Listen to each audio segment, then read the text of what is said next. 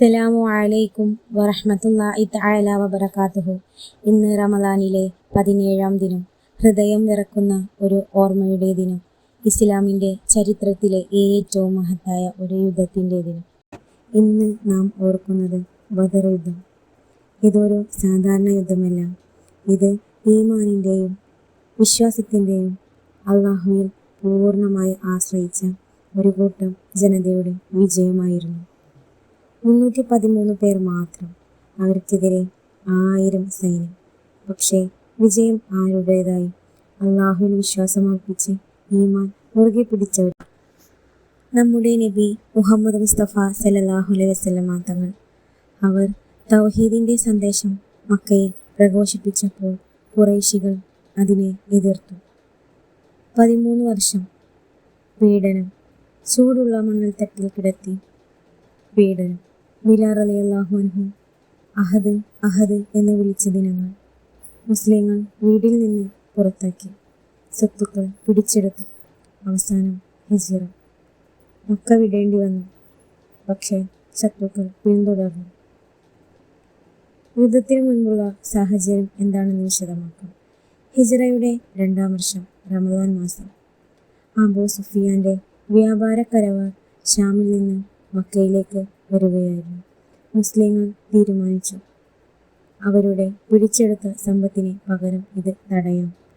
നബി സല്ലല്ലാഹു അലൈഹി വസല്ലമ തങ്ങൾ 313 സഹാബികളുമായി പുറപ്പെട്ടു. 2 കുതിരകൾ, 70 ഒട്ടകങ്ങൾ, വളരെ കുറച്ച് ആയുധങ്ങൾ. അതേസമയം ഖുറൈശികളിൽ 1000. ബദർ ഒരു ചെറിയ ഗ്രാമം. ആ രാത്രി നബി സല്ലല്ലാഹു അലൈഹി വസല്ലമ തങ്ങൾ കൈകൾ ഉയർത്തി, യാ അല്ലാഹ്, ഈ ചെറിയ സംഘത്തെ നീ സഹായിച്ചില്ലെങ്കിൽ ഭൂമിയിൽ നിന്നെ ആരാധിക്കുന്നവർ ഇല്ലാതാകും. അവൻ്റെ ദുആഇൻ്റെ കരച്ചിൽ അള്ളാഹു മറുപടി നൽകി. ഖുർആൻ പറയുന്നു, ഞാൻ 1000 മലക്കുകളെ സഹായത്തിനായി അയക്കും. മലക്കുകൾ ഇറങ്ങി. യുദ്ധം ആരംഭിച്ചു.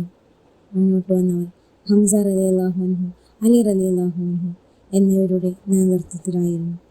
ഖുറൈശികളുടെ നേതാക്കൾ അബൂജഹൽ, ഉത്ബ, ഷൈബ ഓരോന്നായി വീണു. മലക്കുകൾ യുദ്ധഭൂമിയിൽ, ഖുറൈശികൾ വീതിയിൽ ഓടി. 70 ഖുറൈശികൾ കൊല്ലപ്പെട്ടു, 70 പേർ തടവിൽ. മുസ്ലിങ്ങൾ 14 പേർ ഷഹീദായി. ഇത് ഇസ്ലാമിൻ്റെ ആദ്യ വലിയ വിജയം. ബദർ പങ്കെടുത്തവർക്കുള്ള പ്രത്യേക പദവി. നബി സല്ലല്ലാഹു അലൈഹി വസല്ലമ തങ്ങൾ പറഞ്ഞു, ബദറിൽ പങ്കെടുത്തവർക്ക് അള്ളാഹു വിജയം കാണിച്ചു കൊടുത്തു. ബദർ നമുക്ക് എന്താണ് പഠിപ്പിച്ചു തരുന്നത്? അതൊരു സംഖ്യയല്ല, വിശ്വാസത്തിൻ്റെ വിജയമാണ്. ദുആയുടെ ശക്തി, അള്ളാഹുവിൽ ആശ്രയം അർപ്പിച്ചവരുടെ വിജയം. പരീക്ഷണം വിജയത്തിൻ്റെ തുടക്കം.